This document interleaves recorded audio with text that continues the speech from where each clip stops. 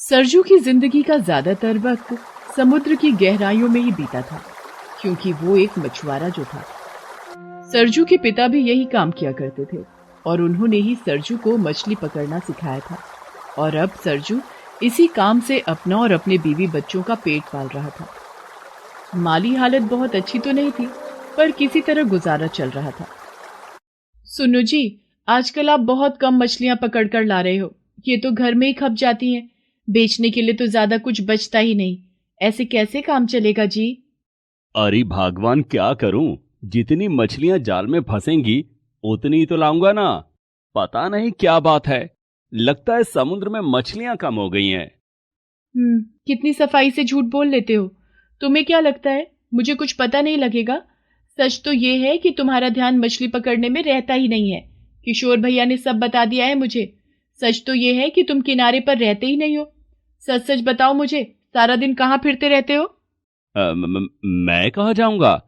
तू उस किशोर की बात सुन रही है जो खुद एक नंबर का आलसी है।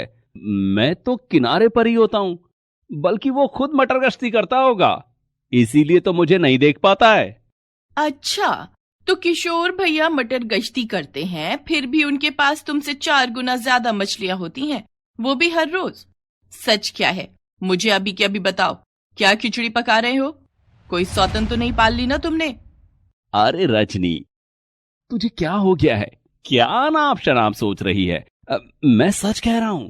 मैं सारा दिन किनारे पर ही होता हूं, विश्वास कर मेरी बात का। ठीक है, तो तुम ऐसे नहीं बताओगे। मैं जा रही हूँ, दोनों बच्चों को लेकर जा रही हूँ मायके। अब तुम्हें छुप छुप कर मिलने की जरूरत नहीं है। ले आओ उसे घर और यहीं रखो। इतना कहकर रजनी गुस्से में वहां से चल दी और अंदर जाकर अपने और अपने दोनों बच्चों का सामान बांधने लगी। सरजू ने उसे रोकने की बहुत कोशिश की, लेकिन रजनी ने तो जिद पकड़ ली थी। अब सरजू के पास सच कहने के अलावा और कोई रास्ता नहीं बचा था। अच्छा अच्छा, ठीक है, बताता हूं। सब सच सच बताता हूं तुझे, पर पहले तू ये सामान बांधना बंद कर। तू जैसा सोच रही है असल में वैसा कुछ भी नहीं है। मेरा किसी के साथ कोई चक्कर नहीं है।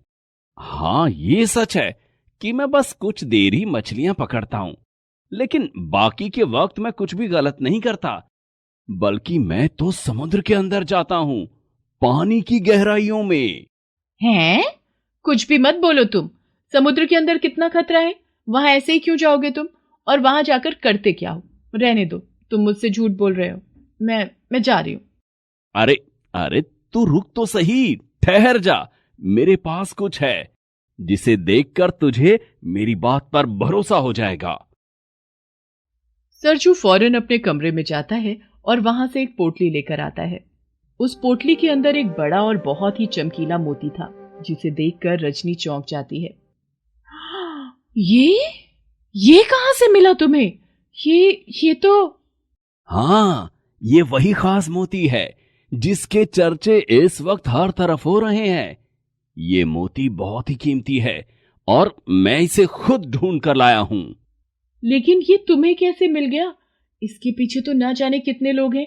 मैंने सुना है शहर से एक बड़ा जहाज आया हुआ है और उसमें बड़े बड़े लोग आए हैं अपनी बड़ी बड़ी मशीनों के साथ, इसी मोती की तलाश में। हाँ, पर उन्हें ये नहीं मिला क्योंकि वो समुद्र के बारे में कुछ नहीं जानते। रजनी, असल में मेरे बाबा ने मरने से पहले मुझे इस मोती के बारे में सब कुछ बता दिया था। ये मोती एक खास सीप में मिलता है जिसे ढूंढ पाना हर किसी के बस की बात नहीं है। मैं हर रोज समुद्र के अंदर काफी गहराई तक जाता हूं और इतने दिनों की मेहनत के बाद जाकर मुझे ये मोती मिला है। ये तो बहुत ही बढ़िया बात है जी। अब तो हमारे दिन ही संवर जाएंगे। चलो, इसे जाकर जहाज वालों को दे आते हैं। वो लोग इस मोती के बदले हमें खूब सारा पैसा दे देंगे। नहीं, तुझे कुछ नहीं पता। बाबा ने बताया था कि गहरे समुद्र में ऐसे मोतियों का भंडार है और मुझे सिर्फ ये एक मोती नहीं, बल्कि वो पूरा का पूरा भंडार चाहिए। लेकिन समुद्र में ऐसे ही जाना खतरनाक हो सकता है। वहां तो बड़ी बड़ी मछलियां भी होती होंगी ना? और नहीं तो क्या, बस जान हथेली पर लेकर जाता हूं मैं। बस एक बार मुझे इन मोतियों के भंडार का पता चल जाए, उसके बाद मुझे ये खतरा हर रोज मोल लेने की जरूरत नहीं होगी। बस एक बात का ध्यान रहे, इस बारे में तेरे और मेरे अलावा किसी और को भनक तक नहीं लगनी चाहिए, समझी ना? इसके बाद रजनी ने कभी सरजू को ना तो कभी रोका और ना ही फिर कभी उससे कुछ पूछा। सरजू ने धीरे धीरे मछलियां पकड़ना बिल्कुल ही बंद कर दिया। वो शहर से आए उस बड़े से जहाज में साफ सफाई का काम करने लगा। इस काम के लिए उसे पैसे तो मिलते ही थे, साथ ही ऐसी चीजें भी आसानी से मिल जाती थी जिनकी मदद से वो समुद्र में पहले से भी ज्यादा गहराई तक आसानी से जा सकता था। फिर एक दिन, अरे ये चमक तो उस मोती जैसी ही लगती है। लगता है मुझे जो चाहिए वो मिलने वाला है मुझे। सरजू उस रोशनी की तरफ बढ़ने लगता है। वो जगह वास्तव में वही थी जिसकी तलाश सरजू को न जाने कब से थी। वहां सीपियों का भंडार था जिनमें से वो कीमती मोती जगमगा रहे थे। सरजू की खुशी का तो जैसे ठिकाना ही नहीं था। उसकी मंजिल उसके सामने थी, लेकिन वहां तक पहुंचना इतना आसान भी नहीं था। रुक जाओ, तुम इससे आगे नहीं जा सकते। सरजू का रास्ता रोकने वाली वो एक जलपरी थी, जिसे देखते ही सरजू के होश उड़ गए। तुम अरे तुम तो नहीं, ये जरूर एक सपना है। ये सच नहीं हो सकता। ना तो ये कोई सपना है और ना ही तुम्हारा वहम।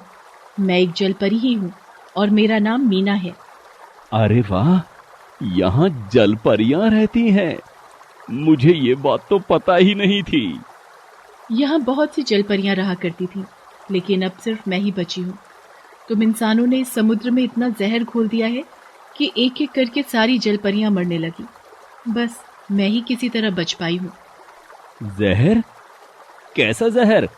झूठ मत बोलो, यहाँ किसी ने कोई जहर नहीं डाला।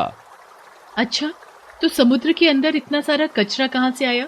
ये तुम्हारे लिए सिर्फ कचरा होगा, पर हम समुद्री जीवों के लिए तो ये जहर ही है। और सिर्फ इससे काम नहीं चला तो तुम हमारी धरोहर भी लूटने चले आए। मैं जानती हूँ तुम इन मोतियों को हथियाने आए हो, पर मैं तुम्हें ऐसा हरगिज नहीं करने दूंगी, समझे? मीना, मैं मानता हूँ कि हम इंसान अपने लालच के आगे किसी का भला बुरा नहीं देखते, लेकिन मेरा यकीन करो, मैं बाकी इंसानों जैसा बिल्कुल भी नहीं हूँ। मैं तो बस इन मोतियों के भंडार को एक बार देखना चाहता था, बस। अगर ऐसा है तो अब तो तुम्हारी इच्छा पूरी हो गई होगी। अब जाओ, वापस चले जाओ। और हाँ, एक बात याद रहे, इस जगह के बारे में या फिर मेरे बारे में किसी को कुछ मत कहना, कभी मत कहना, वरना। सरजू इतना तो समझ गया था कि वो अकेला उस जलपरी का मुकाबला नहीं कर सकता था। उसने उस वक्त वापस जाने में ही अपनी भलाई समझी, लेकिन मोतियों के उस असीम भंडार को देखने के बाद उसका लालच बहुत बढ़ चुका था। समुद्र की गहराइयों में उसने जो कुछ देखा था, उसने फौरन जाकर जहाज के लोगों को बता दिया। देखो भाई, बात साफ है, उन मोतियों में से 80% मुझे मिलेंगे। मैं तभी तुम लोगों को वहां लेकर जाऊंगा। अगर सौदा मंजूर हो तो बात करो, वरना मैं अकेला ही। नहीं, हमें तुम्हारी शर्त मंजूर है। ये हमारे माहिर तैराक हैं और पानी के अंदर हथियार चलाना भी जानते हैं। इन्हें अपने साथ ले जाओ और जल्दी से उन मोतियों के साथ साथ उस जलपरी को भी यहां लेकर आओ। तुम्हें जितने मोती चाहिए तुम रख लेना, पर वो जलपरी वो हमें ही चाहिए। सरजू ने सोचने में एक पल भी नहीं लगाया और उन तैराकों के साथ वापस उस जगह पहुंच गया जहां उसने मीना और उन मोतियों को देखा था। ये क्या? ये तो वही जगह है, लेकिन वो कहां गई? और वो मोती?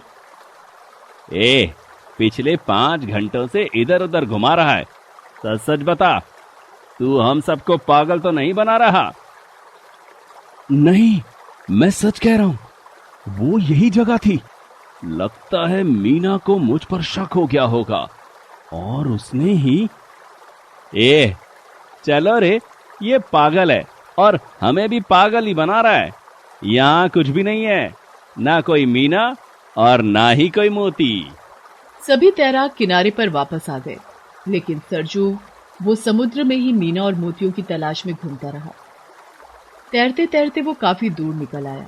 तभी अचानक आ, आ, आ, बचाओ, कोई बचाओ मुझे।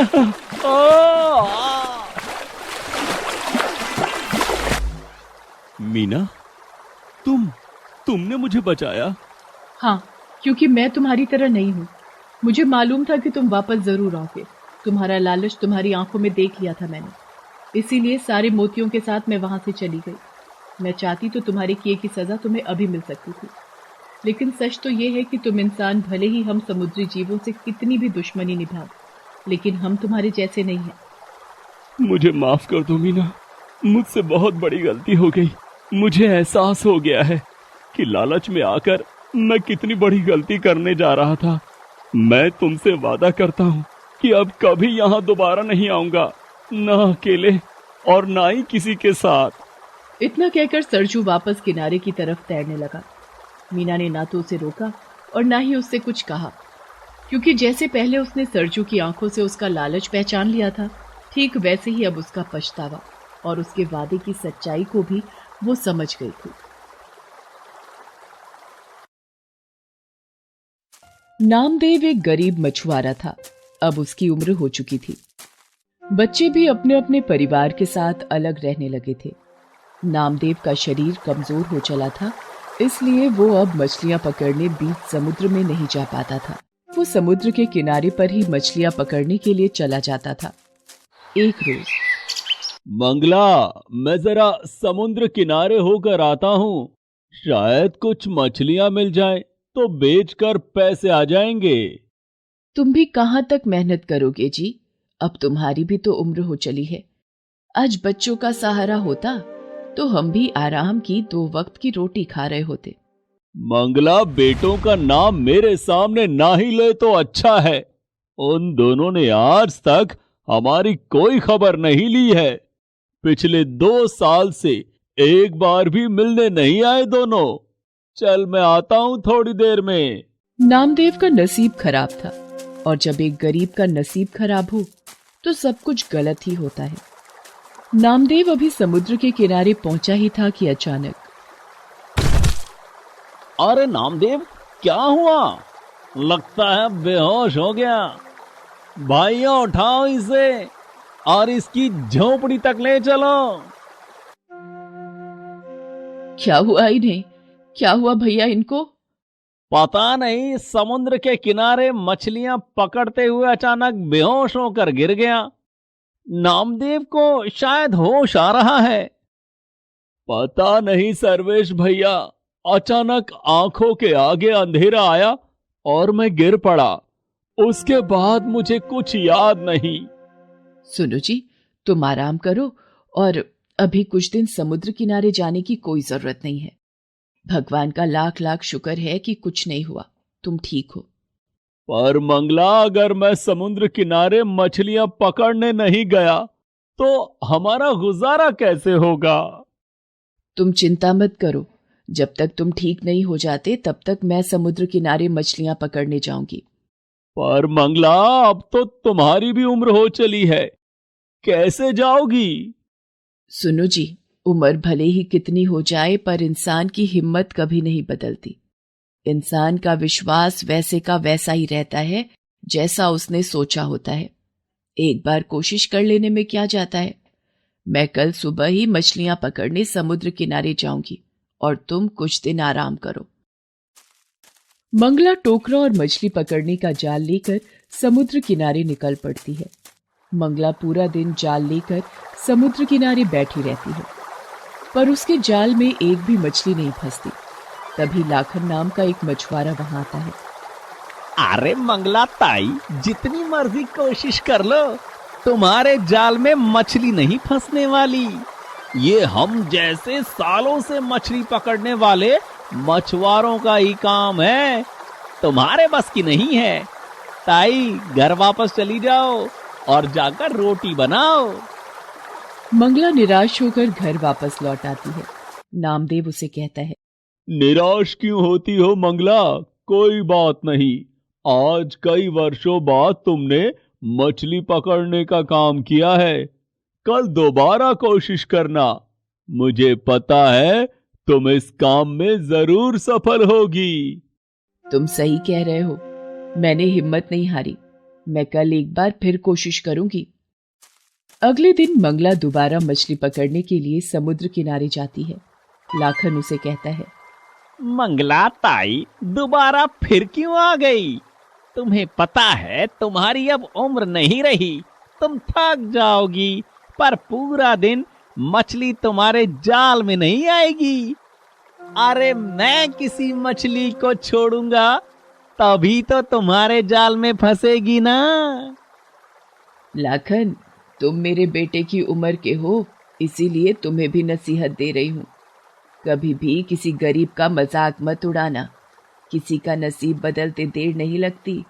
तुम भी भगवान की बनाई इसी दुनिया में रहते हो और मैं भी। भगवान किसका नसीब कब बदल दें ये वही जानते हैं। मंगला की बात सुनकर लाखन चुप हो जाता है और अपना काम करने लगता है। मंगला इसी कोशिश में थी कि कुछ मछलियां जाल में फंस जाएंगी। बेचारी भूखी प्यासी समुद्र के किनारे जाल डालकर बैठी रही। शाम हो चुकी थी, सब मछुआरे अपने घर जा रहे थे। मंगला निराश होकर लौटने लगती है तभी लगता है कोई मछली फंसी, जाल में हरकत हुई है, देखो तो। अरे हाँ, ये तो सचमुच एक बड़ी मछली फंसी है, जल्दी से इसे बाहर निकालती हूँ। मंगला जाल में एक बड़ी मछली को देखकर बड़ी खुश होती है और उसे जाल से बाहर निकालने लगती है तभी, मुझे छोड़ दो, मेरे छोटे बच्चे मेरा इंतजार कर रहे होंगे। अगर मैं उनके पास समय पर नहीं गई तो वो भूखे मर जाएंगे। मैं उनके लिए खाना लेने निकली थी, मुझे लगा रात हो चुकी है। सभी मछुआरे अपने घर जा चुके होंगे, इसलिए मैं समुद्र के किनारे पर भोजन तलाशने आ गई थी। मुझे नहीं पता था कि तुम यहाँ पर अभी भी रुकी हुई हो। तुम्हारी बहुत कृपा होगी, तुम मुझे अगर छोड़ दोगी तो। अगर मैंने तुम्हें छोड़ दिया तो हमें आज फिर भूखा सोना पड़ेगा। पिछले 3 दिन से मैं समुद्र किनारे पर आती हूँ, पर खाली हाथ ही लौट जाती हूँ। आज बहुत दिनों के बाद तुम मेरी पकड़ में आई हो, पर मैं तुम्हारे साथ भी तो इतनी निर्दयता नहीं कर सकती। मैं तुम्हारे बच्चों की खातिर तुम्हें आज़ाद करती हूँ। तुम्हारा बहुत बहुत शुक्रिया, तुमने मुझे छोड़ दिया। अब मैं अपने बच्चों के पास जा सकती हूँ। मंगला, तुम बहुत ही दयालु हो, तुम्हारा मन बहुत ही कोमल है। तुमने मुझे छोड़ दिया, मैं भी तुम्हारी मदद करना चाहती हूँ। ये लो मंगला, ये एक जादुई जाल है। तुम इसे जब भी समुद्र में फेंकोगी तो ढेरों मछलियाँ इस जाल में अपने आप फंस जाया करेंगी। तुम आराम से अपने पति के साथ जीवन यापन करो। मछली मंगला को एक जादुई जाल दे देती है। मंगला वो जाल लेकर घर आ जाती है और सारी बात नामदेव को बताती है। मंगला, तुमने उस मछली के कहने पर उसे छोड़ दिया। पता नहीं ये जाल जादुई है भी या नहीं। सुनो जी, मुझे इससे कोई फर्क नहीं पड़ता कि ये जाल जादुई है या नहीं, पर किसी माँ को अपने बच्चों से जुदा करना वो भी तो सही नहीं था ना। मंगला अगले दिन वो जादुई जाल लेकर समुद्र किनारे जाती है और भगवान का नाम लेकर वो जाल को समुद्र में फेंकती है। अरे मंगला ताई, तुम पिछले 1 हफ्ते से जाल को समुद्र में फेंक रही हो, पर तुम्हें पता है तुम्हारे हाथ कुछ नहीं आने वाला। अरे ये क्या, मंगला ताई के जाल में इतनी ढेरों मछलियां, ये कैसे हो सकता है? इतनी मछलियां तो आज तक मेरे जाल में कभी नहीं फंसी। और मंगला ताई ने एक बार ही जाल फेंका और उसी में ढेरों मछलियां आ गई। इसका मतलब वो मछली सच कह रही थी, उसने मुझे ये जादुई जाल दिया था। भगवान, आपका लाख लाख शुक्र है। आज मेरी बहुत कमाई हो जाएगी और आज हम पेट भर भोजन कर सकते हैं। मंगला सारी मछलियों को टोकरी में भरकर बाजार ले जाती है और उस दिन उसकी बहुत कमाई होती है। वो खुशी खुशी घर आती है और नामदेव को सारी बात बताती है। मंगला, आज मैं बहुत खुश हूँ। तुम्हारे नसीब से आज हमें भरपेट भोजन खाने को मिल रहा है। तभी लाखन चोरी चोरी नामदेव और मंगला की सारी बातें सुन लेता है और रात में जब नामदेव और मंगला सो रहे होते हैं वह जादुई जाल को बदल देता है और उसकी जगह मामूली जाल रख देता है। अब देखता हूँ मंगला ताई कैसे जादुई जाल से मछलियां पकड़ती है। अब ये जादुई जाल मेरा है और समुद्र की सारी मछलियां भी मेरी ही होंगी। अगले दिन मंगला जब जाल को लेकर समुद्र किनारे पहुंचती है तो दोबारा उसके जाल में मछलियां नहीं फंसती। ये देखकर लाखन हंसने लगता है और वो जादुई जाल को समुद्र में फेंकता है। लगता है जादुई जाल ने अपना काम कर दिया। मेरे जाल में बड़ी मछली फंसी है। अरे ये तो बड़ी शार्क है। ये तो मुझे काट रही है। अब मैं कैसे बचूं? कोई मुझे बचाओ, ये शार्क मुझे काट रही है। ये जाल मेरे हाथ से छूट क्यों नहीं रहा है? ये जाल तो मेरे हाथ में उलझता ही जा रहा है। मछली मुझ पर हमला कर रही है। मंगला ताई, ये तुम्हारा ही जादुई जाल है। मैंने कल रात चोरी से बदल दिया था। मुझसे गलती हो गई। मंगला ताई, बचाओ मुझे। मंगला लाखन के हाथ में उलझा जाल जैसे ही हटाती है शार्क मछली वापस पानी में चली जाती है। मंगला ताई, ये लो तुम्हारा जादुई जाल।